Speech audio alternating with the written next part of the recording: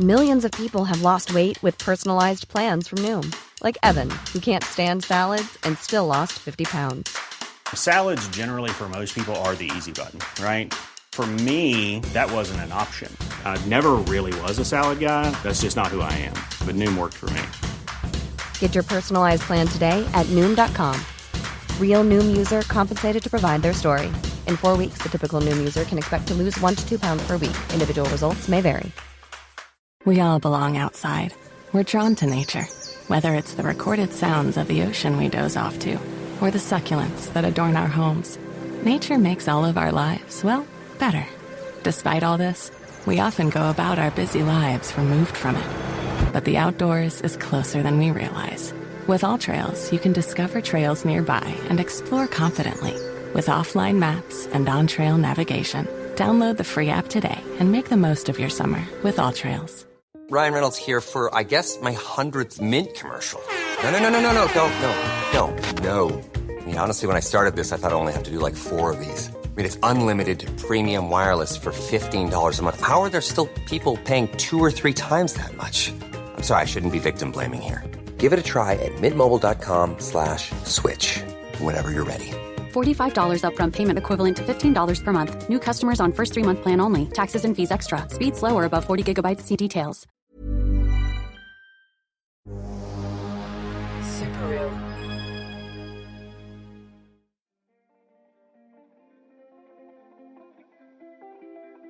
Hey, I'm Julian Morgans, and you're listening to What It Was Like, the show that asks people who have lived through big, dramatic events what it was like.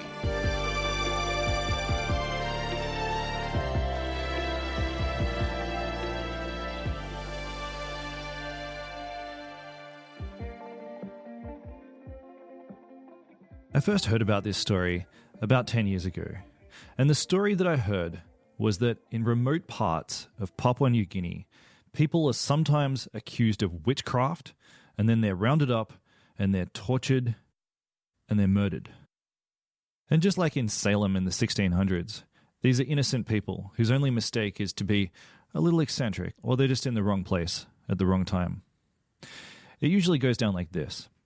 When someone in a village falls ill, or dies suddenly, somewhat mysteriously, it's usually somebody nearby who gets the blame. And these people often end up dead. And because witchcraft is such an entrenched part of Papua New Guinea's ancient belief systems, the police traditionally, usually, they haven't been prosecuting. Not just that, but up until very recently, PNG actually had a sorcery act, which from 1971 had allowed the allegation of sorcery to be a pretext for murder. And it's unknown just how many people were killed with impunity thanks to that act.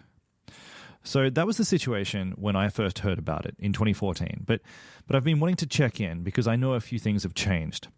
For example, the Sorcery Act, it was actually repealed a few years ago, and PNG's witch hunts have been receiving a lot more international press. So things have changed, and I think for the better, but I wanted to speak to someone who was on the ground. So I contacted a man named Anton Lutz. Now, Anton was born in Iowa, but he spent most of his life living in Papua New Guinea, and he's participated in quite a few rescues.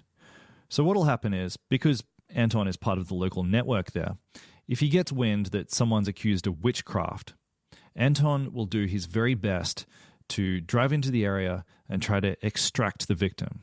He's one of several people in PNG who have become known for this kind of work, so he's got a great bird's eye view over the situation. That's basically everything you need to know before we start today's story, except for one last thing. So, obviously, this episode deals with some fairly graphic descriptions of torture. I'm just going to warn you there are parts that are pretty hard to listen to, so it's just a bit of a trigger warning. All right, now I bring you Anton Lutz. Anton, welcome to the show. Hey, thank you, Julian. Good to be here. Okay, so you were born in the US, but you grew up in Papua New Guinea. Do you want to tell me about how that came about? So my parents took a job with the Lutheran Church and moved the family to Papua New Guinea when I was 5 years old. My youngest brother was then born there. So Yeah, so we grew up there at a district hospital up in the Highlands, and my dad was the surgeon there, and did a lot of work out in the more remote parts of the country. And then I went to school there at the different international schools, finishing grade 12 there in the Highlands. Yeah. Okay. And what does that kind of life look like? I mean, I imagine you're just in classrooms and churches in the jungle. You know, I've got a very like antiquated view of what missionary life looks like. Can you just run me through it a bit? I think for different missionaries in the world, it depends very much on the context. So you have people who work in cities, you have people who work with organizations. My great-grandfather, for instance, was a professor of theology at a seminary. My grandfather worked with the deaf population in India, and he did translations of different books and taught sign language and had schools that he founded for the deaf. My father was a surgeon, and I work in rural development, building airstrips and doing public health promotion work and so on. Okay. And is it really, I mean, I know back in the olden days, it was all about spreading Christianity around the world. I mean, you know, if you're out there building an airstrip, like, is that to bring in boxes of Bibles, or like to what degree is it about Christianity? It can vary from organization to organization and also from individual to individual. And for me, it was always about what is this doing for the whole person? Like, what good is it if they know the Bible, but they die of malaria? Like, we have to be holistic in our approach. There has to be the economics, the health, the education, and the salvation. Okay. And just because I think to a lot of people, Papua New Guinea feels like a bit of a wilderness in some ways. I don't have a firm idea of what living there would be like. So can you do a bit of scene setting for us? You know, give us a snapshot of what that world is like. It's one of the most varied and incredibly beautiful and vibrant places on earth. It has everything from villages where they are living, or not even villages, from hamlets, from single houses in the forest with nothing for hours in any direction, right through to modern city living and everything in between. There's places where I go and work out in beyond the airstrips that. So we have, let's just set the scene here. So we have the island itself is interesting in that the capital city, Port Moresby, is not connected by road to the highlands. The highlands have anywhere from 4 to 7 million people living there, and they have road access to the coast through the cities of Leh and Madang on the north coast. And then there's this corridor of highways that goes up into the mountains, and people living along that corridor. And these are high mountain valleys, anywhere from 4 to 7,000 feet in elevation. Wow. And and then beyond that, like, there's just towering mountains on both sides, just up into the clouds, 12, 13, 14,000 feet. And because it's so close to the equator, we don't have snow or glaciers on those mountains anymore. But yeah, and so people are gardening up there with taro and sweet potatoes and bananas and just living alongside these roads. They have cash crops with coffee and cacao in the lower elevations. And then, of course, there's gold mines and there's natural gas extraction and oil extraction going on.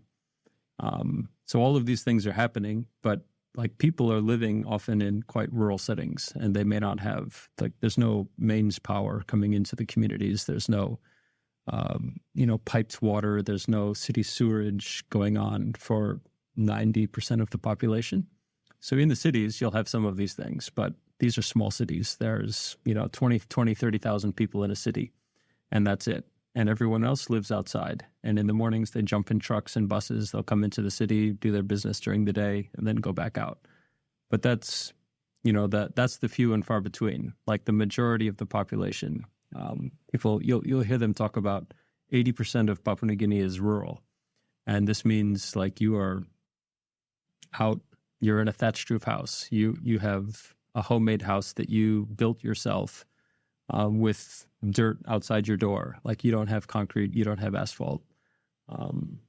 And so it's still very, like, I want to say raw in that sense. Like, this is real life. Like, you don't have an electrician you can call. You don't have a builder to come and build your stuff for you.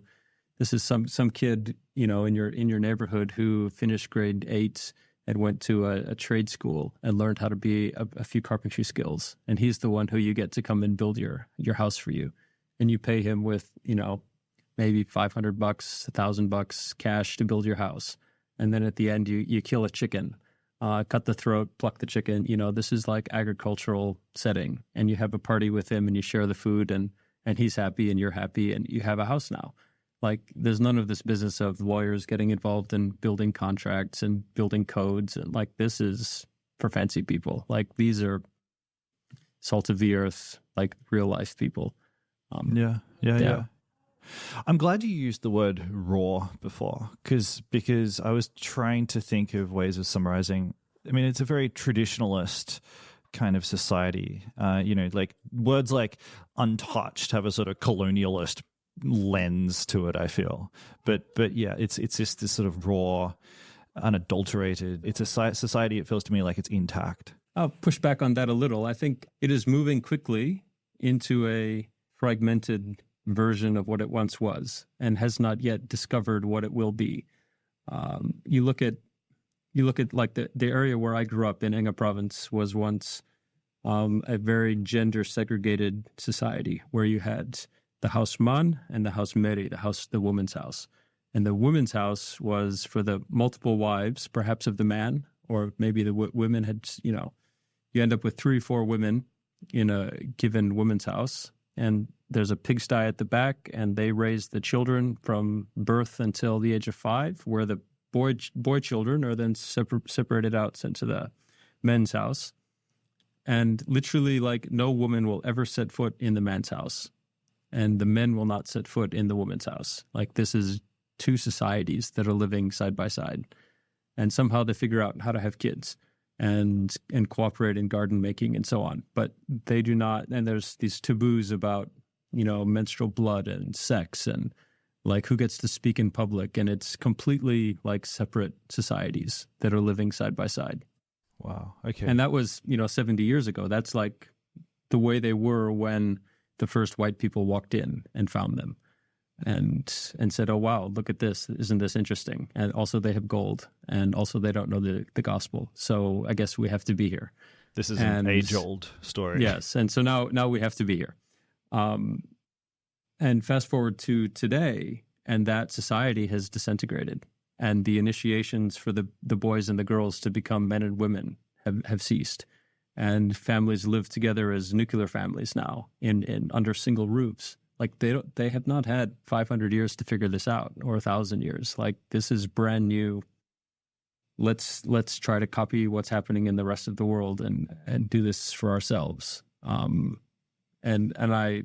That breakdown of the traditional roles and the sense of we know what to do, I think has contributed to high levels of gender-based violence and wife bashing and these kinds of things. That these are people struggling to make sense of how do we live together without the guidance of the ancestors to guide them anymore. Like that is something that is ended, and they are now in this new sort of limbo state, trying to figure things out.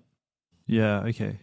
And that to me feels like a perfect segue to talk about sorcery violence, because it is this really bizarre hybrid between ancient belief systems and modernity that sits really uncomfortably together.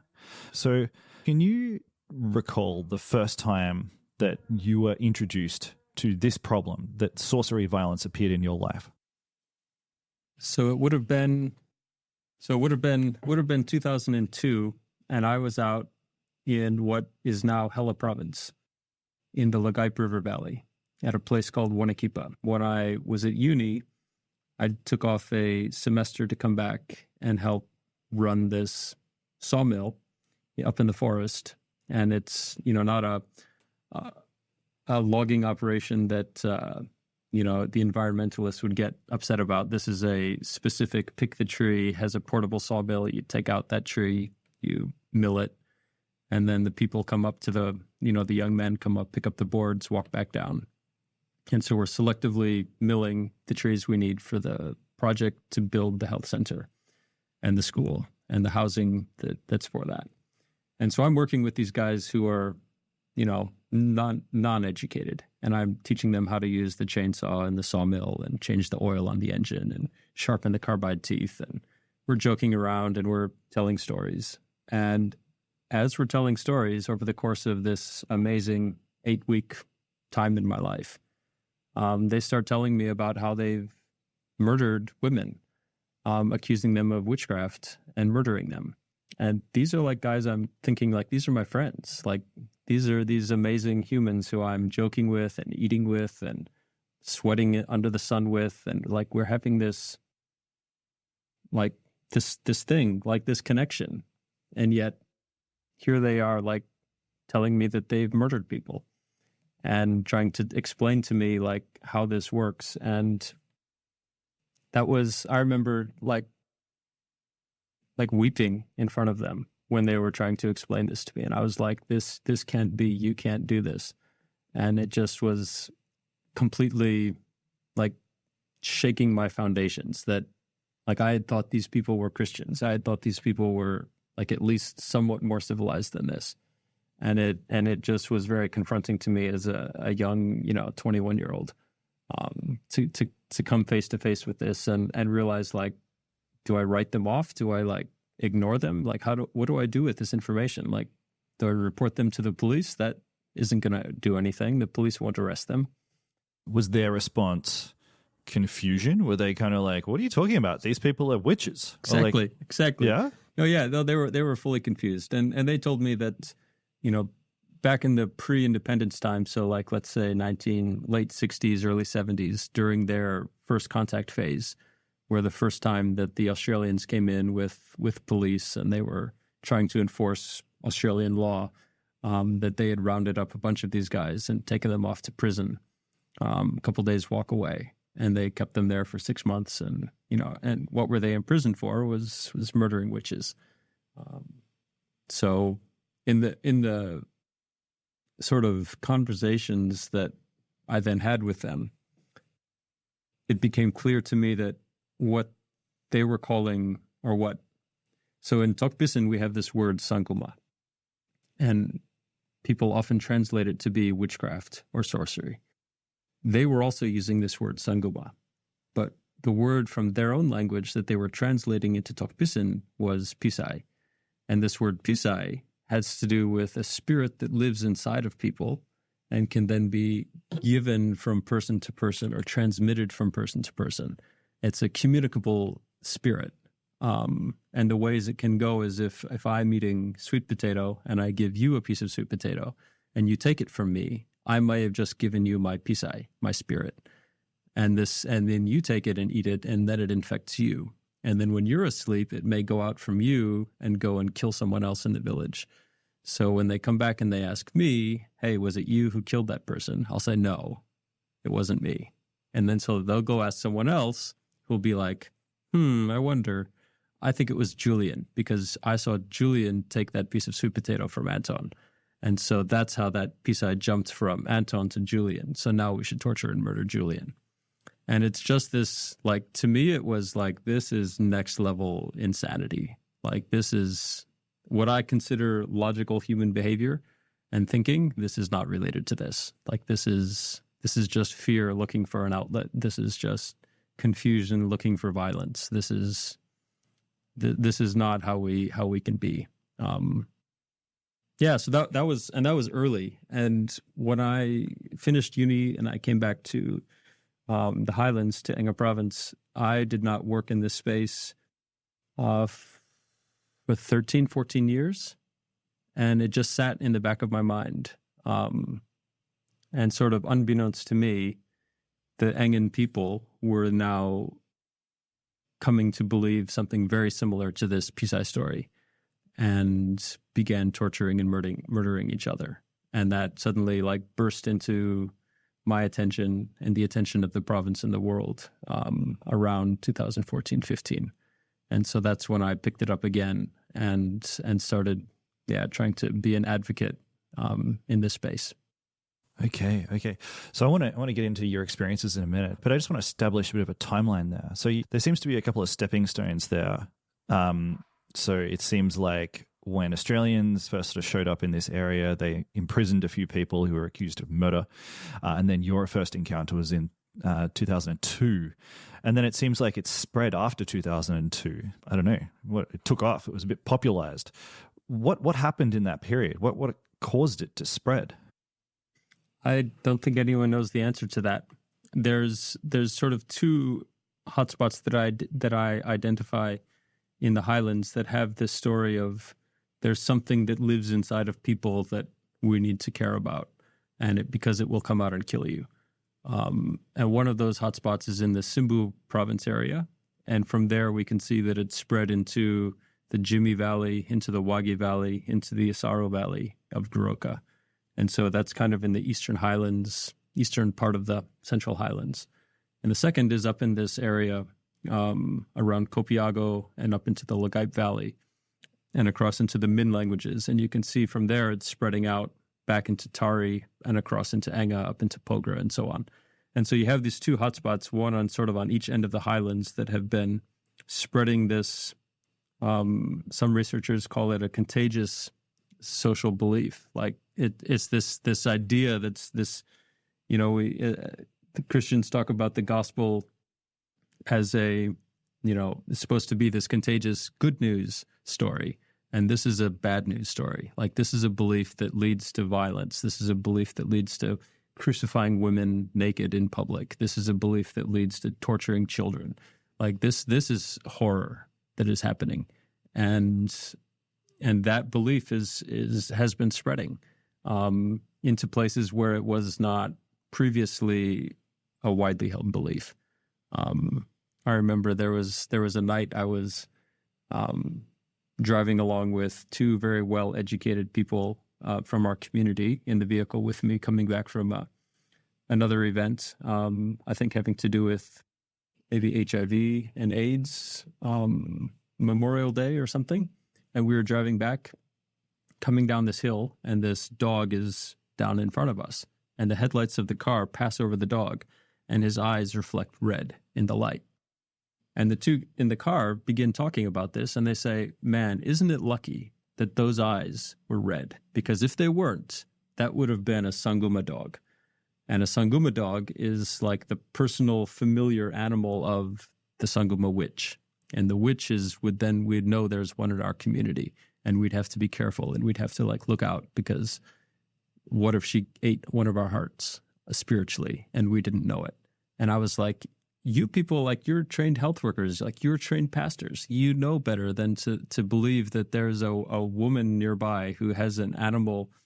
Her spirit can go out from her and turn into this dog. And if you shine the headlights of a car on its eyes, it doesn't turn red. And that's how you know. And it's like, this is insanity. You know better than this. And they were like, yeah, well, we didn't used to believe it. But some women from here in our province went down to Chimbu province, which is like a 4 or 5 hour drive. And they needed love magic to keep their husbands from cheating on them. So they were going to bewitch their husbands to stay faithful. But they bought the wrong magic. And they brought back this Sanguma, the witchcraft magic, not the love magic. And then they went into their room and they closed the door and they pulled the blanket over their head and they opened the package and a frog jumped down their mouth and they swallowed it. And that's how they got the Sanguma witchcraft into them. And that's why it's here now. And I was like, this makes no sense. A, it's impossible. B, who was in the room? C, who was under the blanket? D, who saw the frog?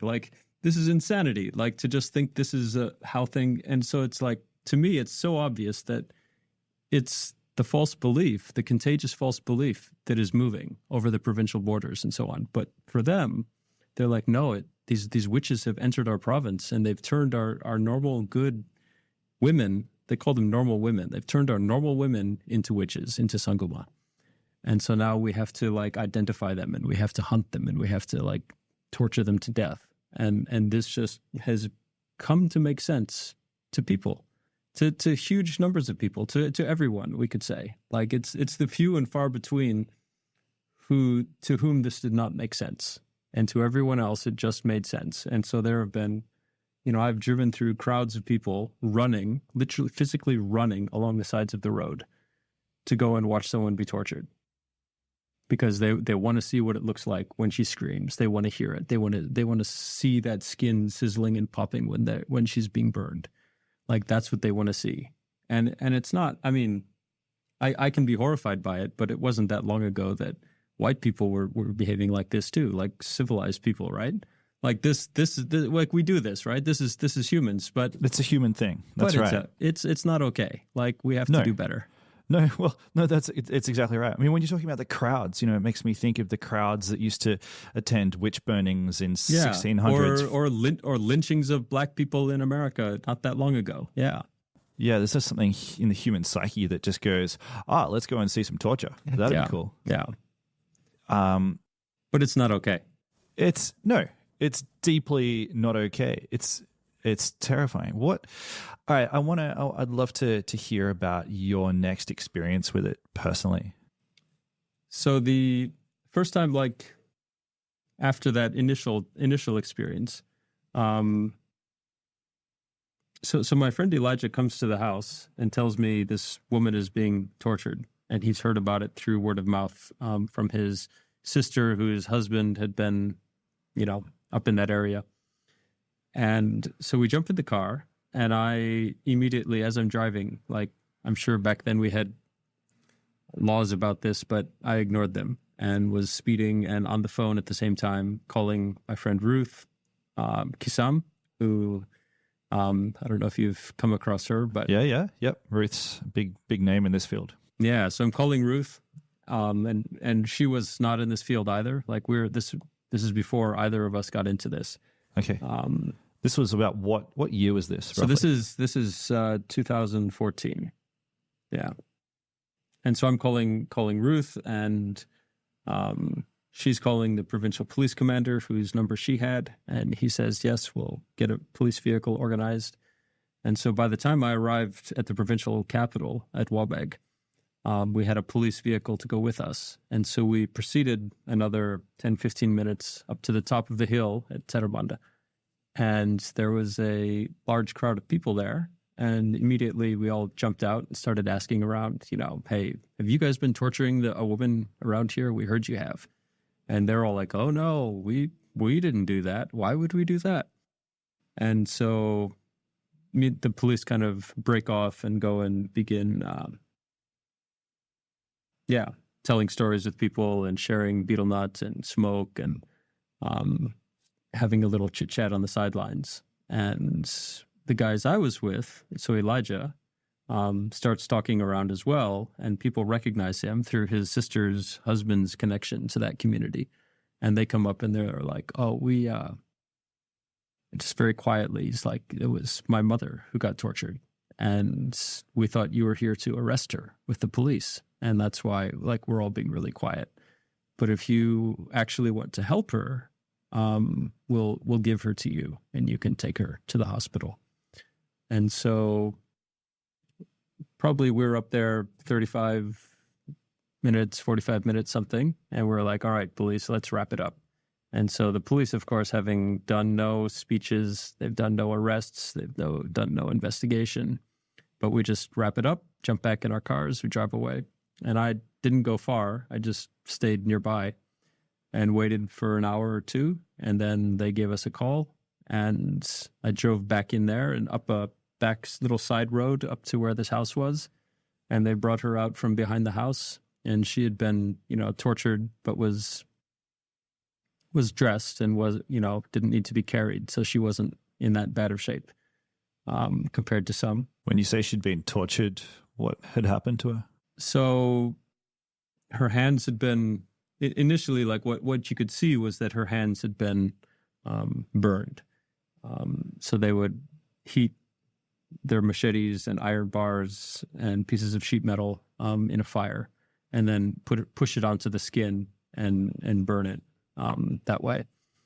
And then later at the hospital, it was found that she had similar burn marks on her breasts and under her breasts and on her stomach and abdomen and buttocks and thighs. And I don't know if she had been tortured in her private area or not. I don't recall if I was ever told those details, but in many cases, that is what's done as well. Is there any belief system about this method of torture? Why burning? I do not know. Okay, sure. I've heard people say that witches are immune to pain, and that if you torture them and they act like they're in pain, that's a lie. They're not actually in pain. And so you can just continue torturing them, and it's the woman herself won't feel any pain. Like the screaming is the result of the spirit that's inside of her that is feeling the pain. So it really just justifies any behavior. Just make shit up and keep doing it. So in her case, I never got the full story of how, like, what happened to her and so on. It was, as tortures go, it was a mild torture. Still horrific. Like, I would not want to be tortured like that. But, and she was then, able to make a recovery, and she returned back to the same community where she had been tortured. And the incident that had led to her torture turned out to be, this guy was having chest pain and he was in a nearby house, and she had been acting, quote unquote, acting strangely at a public funeral event at a house cry. And so they said, well, she's acting strange, so it must be her who's the one who's causing his heart pain. And, just this, to me, it seems like massive jumps of imagination to arrive at this kind of conclusion that, well, because, we've heard a story that there's a witch, that means there probably is one. And so the woman who's acting strangely is probably the one. And so we should ask her questions under torture and see what she says, and believe her when she lies to us, and then torture her. Like that's the best course of action here. Like, to me, that's doesn't make a lot of sense. No, but again, this story follows the same template that we're familiar with from, like, the Salem witch trials or something. There's some sort of small village tragedy that occurs, and everyone's just like, it's that woman who's acting weird. And the kind of inevitable sexism about it. Like, of course it's a woman. Of course it's a lonely woman or an eccentric woman, but vulnerability is always the through line. That seems to be the case in a number of the cultures where this is happening. There are cultures in PNG where it's predominantly men who are being accused. So all of this violence is what we now call sorcery accusation related violence. And it's different than sorcery violence because it's not people doing violence through sorcery. It's communities taking action against individuals they have identified as quote unquote sorcerers or witches or whatever. So in the areas where research has been done on this in Papua New Guinea, the area of Bougainville, the province of Bougainville, it's almost all men who are accused there, and often young men. As in accused of witchcraft? Accused of being the ones responsible for bad things happening. Whether you call it witchcraft, sorcery, or alien spirit inhabitation, whatever you call it or however you define it, it's men who end up attacked and tied to trees, and often young men. So these are teenagers who will be murdered or dragged behind cars until dead, or just, horrific lynchings of people out there. And there's also, people in the Mendi Nipa area of Southern Highlands. It's many men have been attacked out there. Often quite sexual torture as well, focused on the testes and the penis and so on. And often, the pictures will circulate on social media. I haven't seen them in person, but you see the pictures, and it's men who are stripped naked in public as well as women who are stripped naked in public. And there's sort of equal opportunity in that. Okay. So it's not gender specific. It is in small pockets. So in one area, it will be predominantly women. In another area, it'll be mixed. In another area, predominantly men, and so on.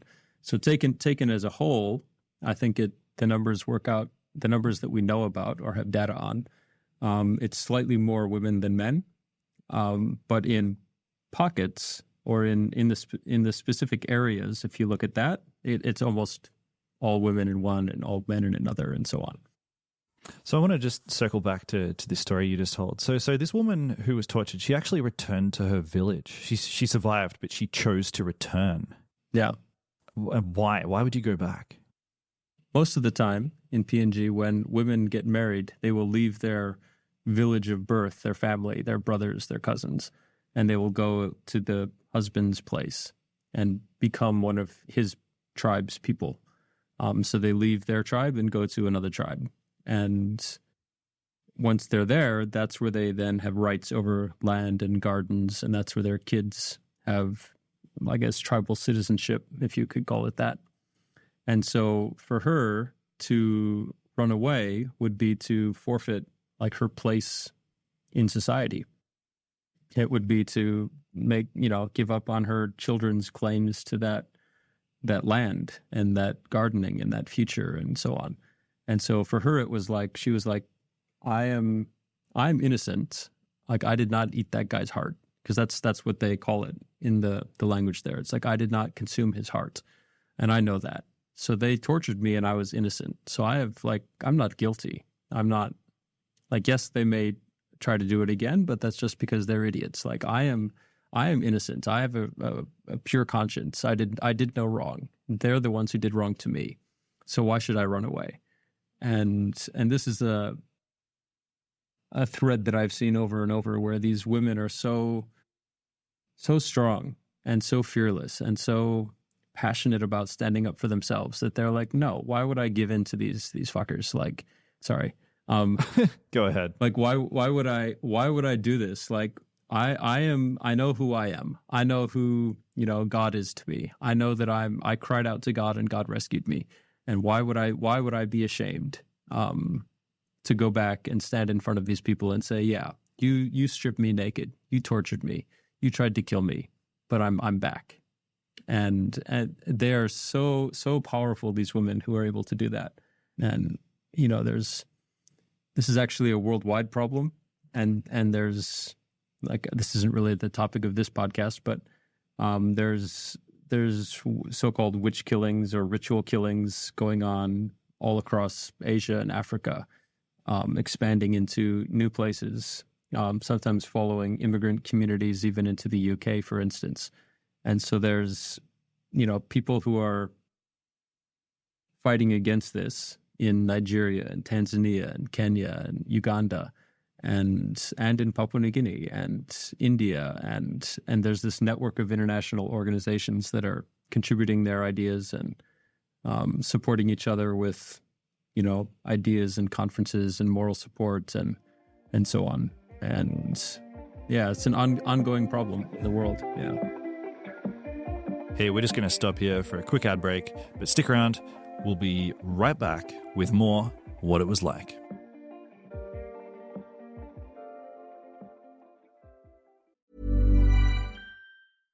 This season, Instacart has your back to school. As in, they've got your back to school lunch favorites like snack packs and fresh fruit. And they've got your back to school supplies like backpacks, binders, and pencils. And they've got your back when your kid casually tells you they have a huge school project due tomorrow. Let's face it, we were all that kid. So first, call your parents to say I'm sorry, and then download the Instacart app to get delivery in as fast as 30 minutes all school year long. Get a $0 delivery fee with your first 3 orders while supplies last. Minimum $10 an order. Additional terms apply. Hey, I'm Ryan Reynolds. At Mint Mobile, we like to do the opposite of what Big Wireless does. They charge you a lot, we charge you a little. So naturally, when they announced they'd be raising their prices due to inflation, we decided to deflate our prices due to not hating you. That's right. We're cutting the price of Mint Unlimited from $30 a month to just $15 a month. Give it a try at mintmobile.com/switch. $45 upfront payment equivalent to $15 per month. New customers on first 3-month plan only. Taxes and fees extra. Speed slower above 40 gigabytes. See details. Hey, I'm Ryan Reynolds. At Mint Mobile, we like to do the opposite of what Big Wireless does. They charge you a lot, we charge you a little. So naturally, when they announced they'd be raising their prices due to inflation, we decided to deflate our prices due to not hating you. That's right. We're cutting the price of Mint Unlimited from $30 a month to just $15 a month. Give it a try at mintmobile.com/switch. $45 upfront payment equivalent to $15 per month. New customers on first 3-month plan only. Taxes and fees extra. Speed slower above 40 gigabytes. See details. Millions of people have lost weight with personalized plans from Noom, like Evan, who can't stand salads and still lost 50 pounds. Salads generally for most people are the easy button, right? For me, that wasn't an option. I never really was a salad guy. That's just not who I am. But Noom worked for me. Get your personalized plan today at Noom.com. Real Noom user compensated to provide their story. In 4 weeks, the typical Noom user can expect to lose 1 to 2 pounds per week. Individual results may vary.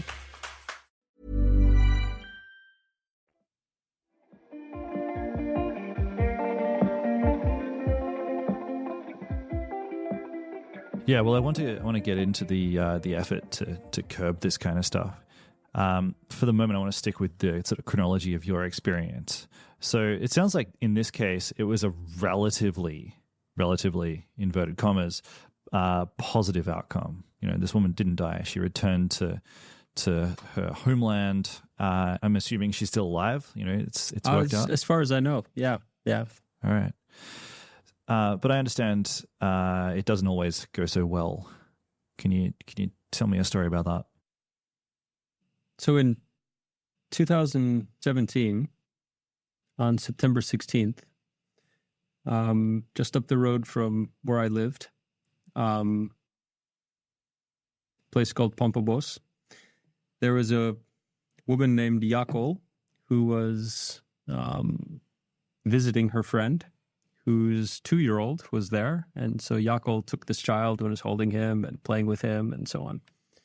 And once Yakol left that front yard of this house, the child fell over and died. And the mother was crying, screaming out, calling out about it. And the men came running and saw that this child was dead. And so they jumped to the conclusion that whoever had been here most recently may be the one responsible for the death of this child. Can I just clarify? This kid was already sick, or there was like some accident? What happened? No, what happened he was to the apparently healthy. So upon post-mortem at the hospital, they found a piece of sweet potato caught in his neck, and they concluded he had choked to death. That's so sad. So Yakol was dragged back to the house, and they demanded that she bring this dead child back to life. And as the frenzy sort of built, they built a fire and stripped her naked and began torturing her. And just at that time, walking down the road was a young woman named Shirley, who had been dropped off by the bus at the wrong bus stop. And then the bus had turned around and gone back the way it had come, so she couldn't have gone further. And so she had to walk home for probably 2 hours, maybe, and had her grocery bag over her shoulder and was walking down the road. And she was a young mother herself, had a 2-year-old, and was also still a student in school. So she was a grade 12 student with this 2-year-old child. And she was walking home, and as she was, I don't know if they, were looking for someone else on the road, or if she made eye contact with Yakol while she was being tortured, or if she came in to, I don't know the details, but for some reason they decided that this stranger who was walking past on the road was, in cahoots with Yakol. And so they grabbed Shirley and stripped her naked and began torturing her as well.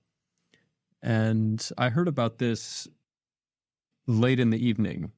And I was not in the province at the time. And I heard about it late in the evening and started calling. And I called the town mayor, and I called the provincial police commander, and I called the local station commander, and probably some of my friends down back where I'd grown up.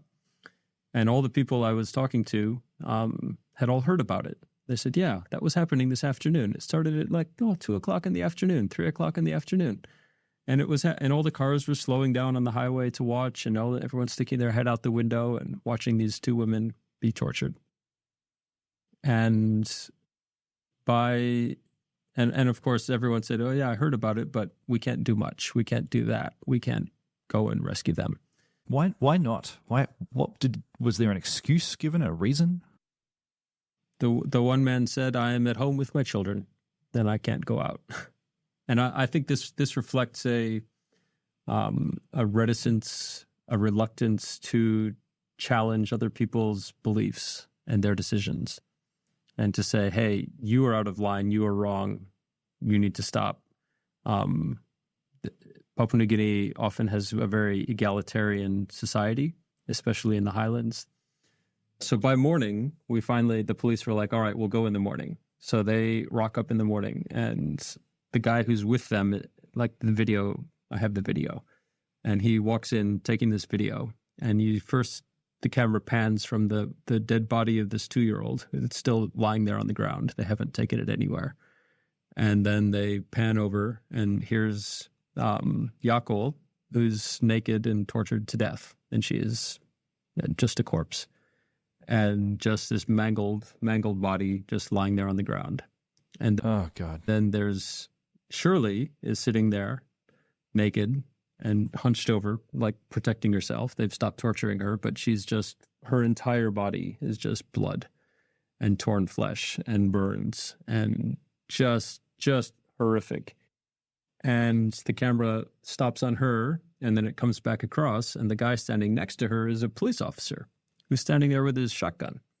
And his uniform is sort of like half on. And then it comes back around, and then there's these 4 or 5 men standing in front of the house. And these men start talking, and they said, "We tried to convince these 2 women to bring this kid back to life, but they refused. So this is what's happened." And then the police are like, "Oh, okay, that's interesting." And then the guys are like, "So you can take these 2 dead bodies down to the morgue, and you can take that woman back to the hospital. But after she gets better, like, she has to come back here and answer for these deaths. Like, she's the one responsible. It's not us." And like literally confessing to their crime on camera in front of the police, who are armed. And the police are like, "Oh, okay." And so they load up the 2 dead bodies and take them to the morgue. And it turned out upon postmortem that Yakol herself was actually pregnant as well. And she and her unborn child had both died. So we have three dead bodies, and Shirley, who is now in the hospital. So I mentioned my friend Elijah before. So he and his cousin Solo are there now with this woman who's just been brought into the hospital. And I'm still out of province. I haven't made my way back to the province yet. And the community comes up to the front of the hospital and they say, "Turn her away. Like, turn her out. We do not accept that we have a witch, we have a sanguma here in the hospital to be cared for. Like, she needs to be sent away because she might kill us. She might infect us. Like, she's this source of evil in our community, and we need to be rid of her." And Elijah and Solo, who had been with me, like they're my brothers. Like, they had been with me from years back on all the different projects I'd worked on, from back, doing AIDS Memorial Day, from doing anti-AIDS stigma in the communities. Like, these are amazing people.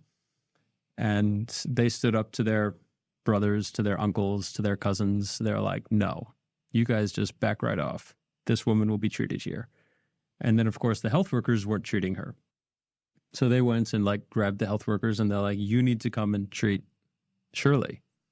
And so they got some burn cream on her, I think, and maybe an IV started, but they were not going to be able to adequately care for her there. And so that night I drove into the province in a borrowed vehicle. And I'd asked the hospital, "Are you able to transfer her to another hospital?" And they're like, "No, we can't. We have no fuel for our cars," and this and that. So I brought in one of these enclosed Land Cruiser, 10-seater Land Cruisers, and we put the seats up in the back and put a mattress in there, gave her some painkillers, and we drove 4 hours maybe to the nearest hospital and arrived there at midnight. And yeah, and the health workers there were like, "Well, you need to pay us 400 kina. So 250, 300 AUD. you need to pay us to look after her because this is tribal fight or domestic violence. It's like, this is not tribal fight or domestic violence. Like, this is torture. Like, this is torture based on false belief. Even if it was domestic violence, like how does that play any role? Yeah, fair point. So some of these hospitals, they have higher fee schedules for, this is a side point, I guess, but they have higher fee schedules for bad behavior. Like, so for accidents or childbirth, they'll be like, fine, free service. But for things that have been inflicted, they try to put a financial measure onto the family to dissuade them from engaging in these bad behaviors like bashing your wife or something. But I don't know if anyone's actually done the research to see if that's a good idea that works, or if that's just someone's idea, like beating your child if they're disobedient. Like, it's like maybe a bit old-fashioned or maybe a bit not research-based. And I wonder if it actually like keeps people from seeking healthcare when they need it instead of dissuading the bad behavior.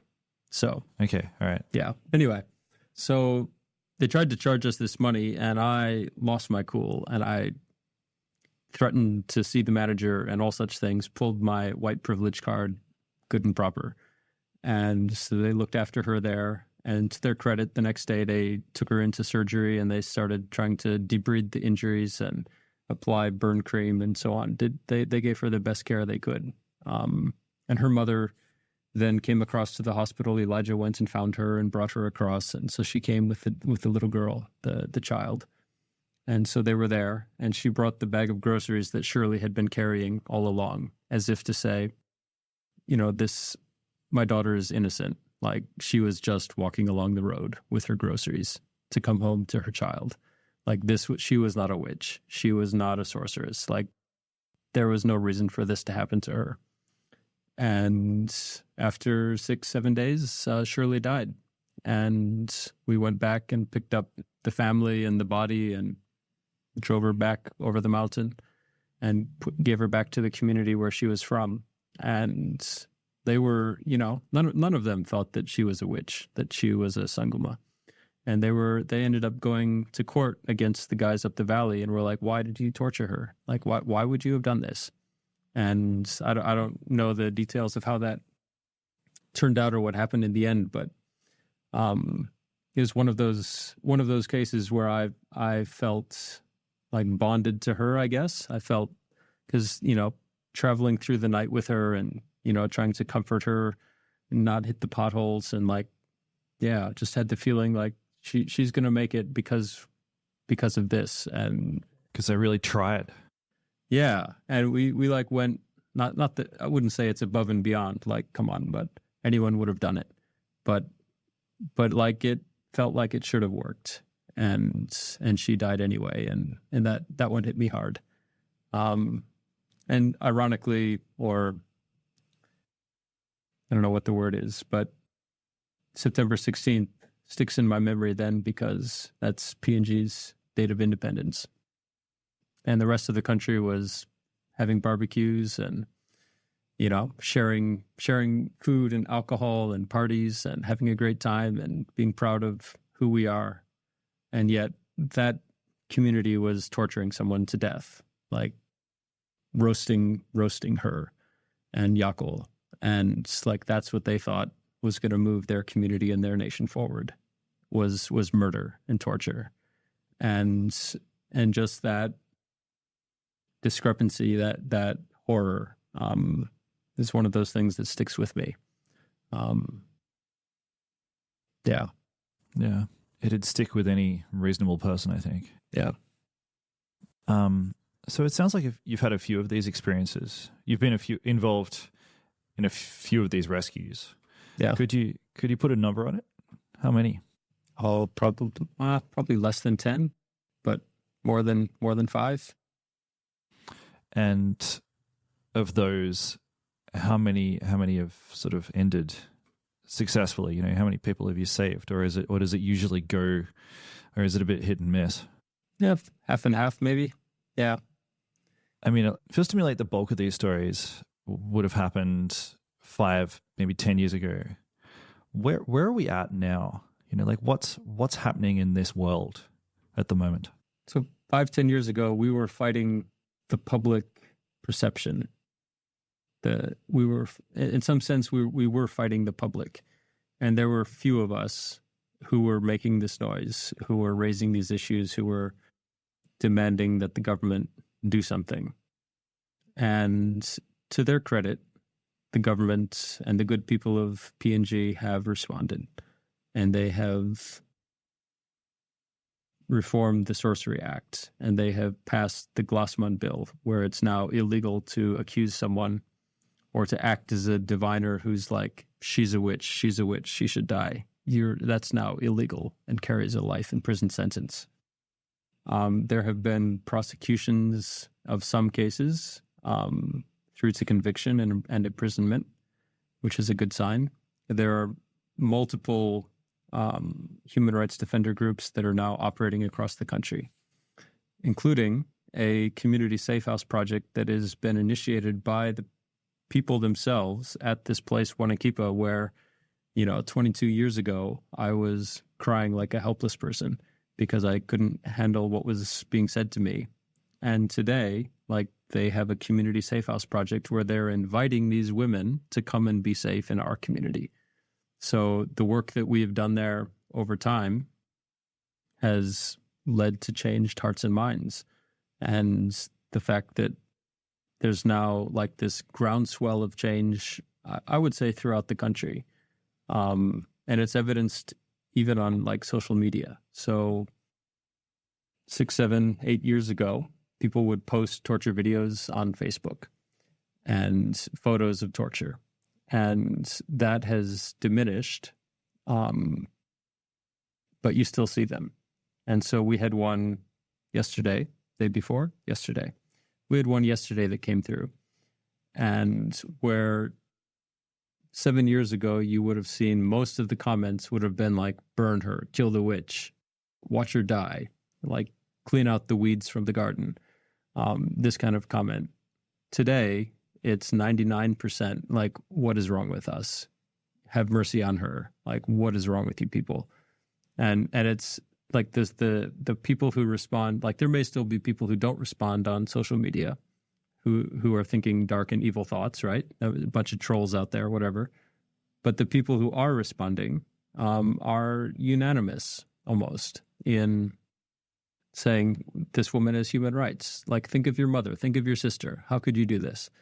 And can't you see that she's, so it's a photo of 3 women who are up on scaffolds and have been stripped naked and have hoods on, and a horrific image of things that should happen to no one ever, and it's still going on.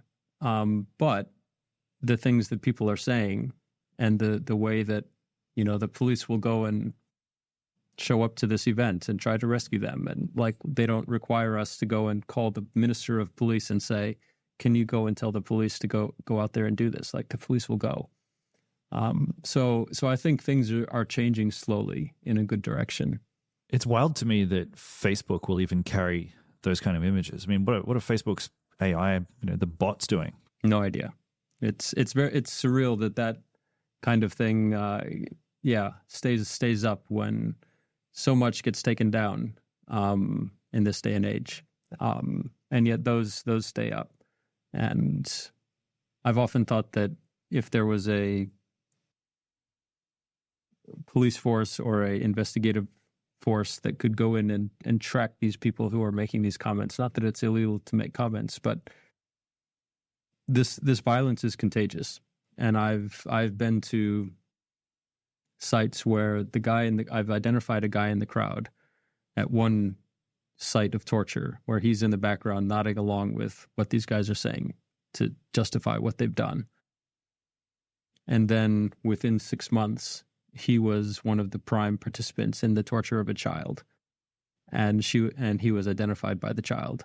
And then you go and you look at the photos and you're like, that's the guy. He was learning at this site and now he's acting at this site.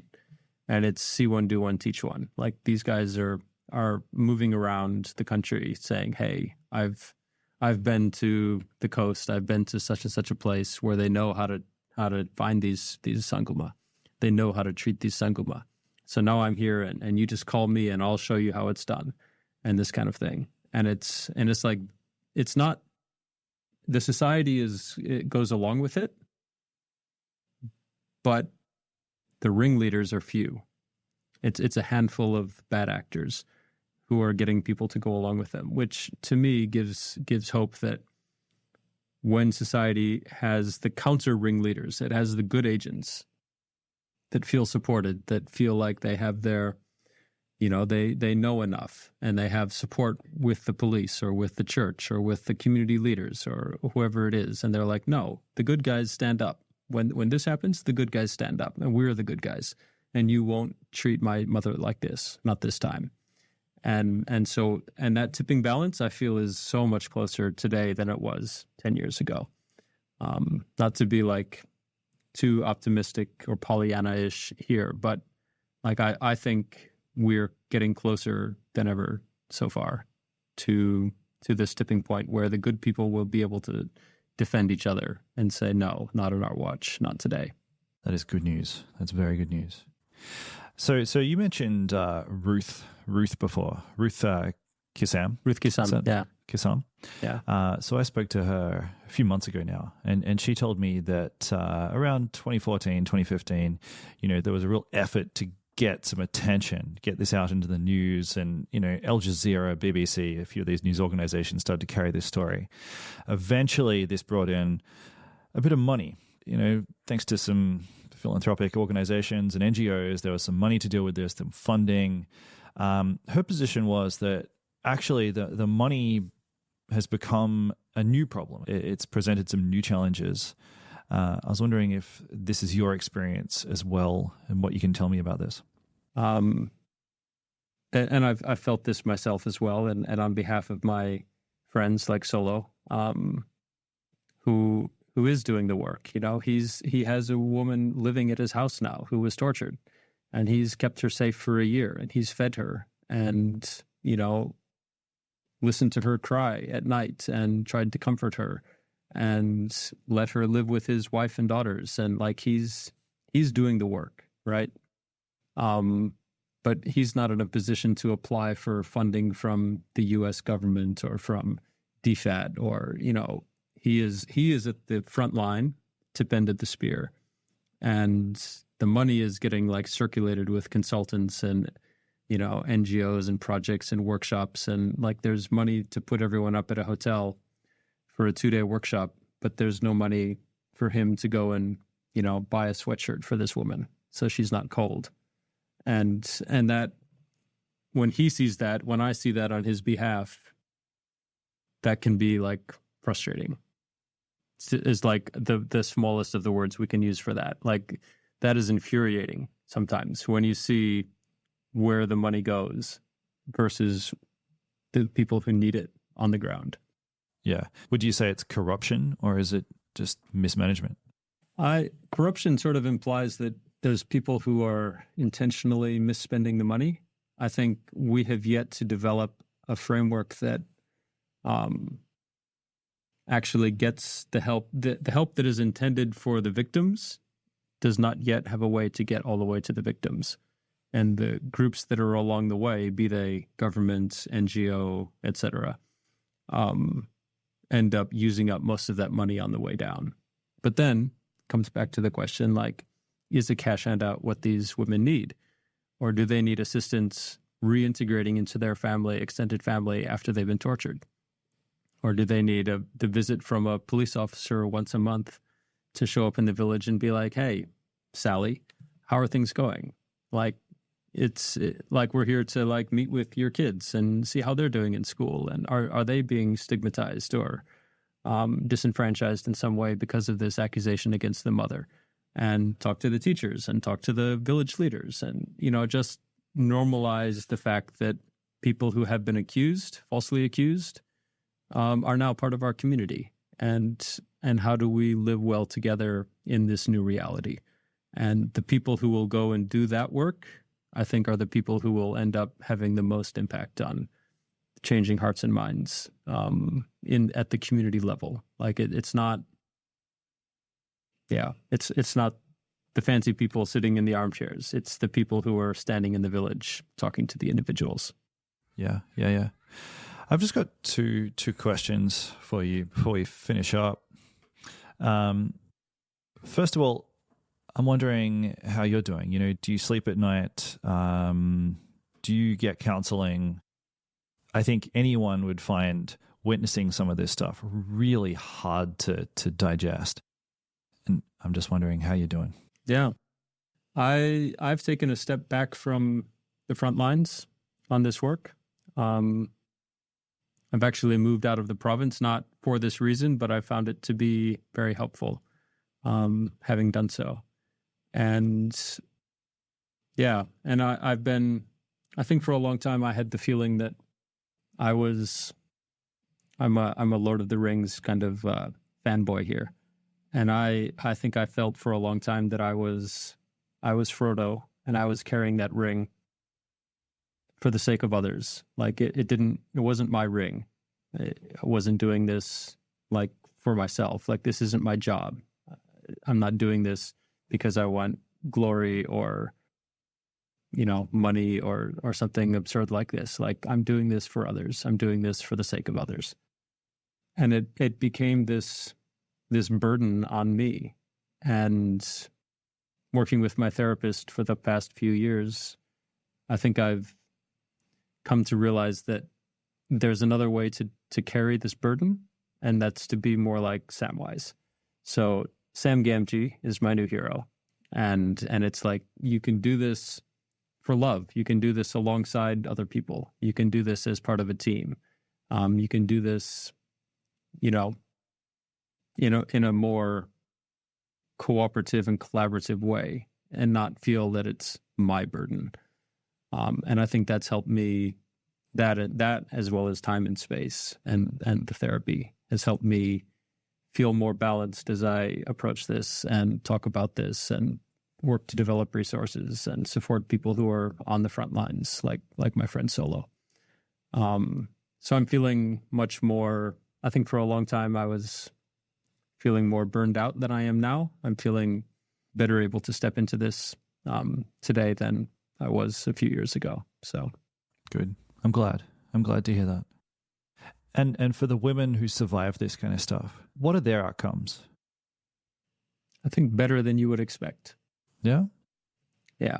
I think I had the immense privilege last month to go and visit with 5 or 6 survivors at a safe house, and where they have been receiving therapy and they've been able to express themselves through art and, screaming out their pain and having community and safety and good health and hygiene. Like, they've just, and we arrived in the car and they came running out with these smiles on their face, like you would enjoy, and just like the most beautiful broken people that are now healing, that you could, like, beyond what I could imagine.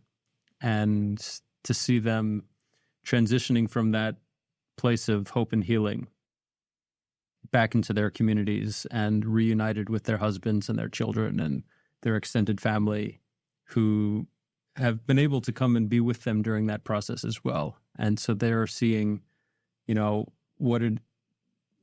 is a safe house run by Sister Lorena Janal up at Pombril outside Mendi. And it's just, you see these people who should be so broken, who should be so hopeless, who should be just have no reason to smile in the world because their own community, sometimes literally their own children, have turned on them and attacked them. And yet, years later, 5 years later, 2 years later, they're able to go back and share food again and sleep under one roof again. And it's like this was a nightmare that has passed, and we're now able to wake up again and continue moving forward in life. And it's not all cases that end like that, but it's more than you would think. And that's, I think, credit to the resilience of people, and that's credit to the people who do care, that have been involved out there, that have been doing the work on the ground. It's your sister Lorena's, it's your solos. It's the people who just love people and care about them and let them know that. Yeah. Anton, thanks for this note of optimism. It's a good place to end this, because for so long throughout this conversation, I've just been thinking, oh my God, humanity is so dark and, we're screwed. Like, if this is representative of the human psyche, we're screwed. So I'm so pleased to hear that there's a little bit of hope. I think wherever there is humanity, there is always hope. And there's always people who care. There's, every one of these cases that you hear about around the world, you're hearing about it because someone didn't approve. Like, someone was standing there saying, this isn't right. We shouldn't do this. And they raise the alarm and they call for help and they reach out and they stand in the way and they, say, over my dead body. And those people, like, they're the ones that are the best of humanity. And they're the ones who need help. Yeah. Anton, thank you so much for talking to me. It's been a pleasure, Julian. Thank you. Today's episode was produced by Rachel Tuffrey. It was mixed by Jimmy Saunders, who also did our theme music. Darcy Humphreys is our intern. Our cover art is by Naomi Lee Beveridge. And this whole thing has been a Super Real production.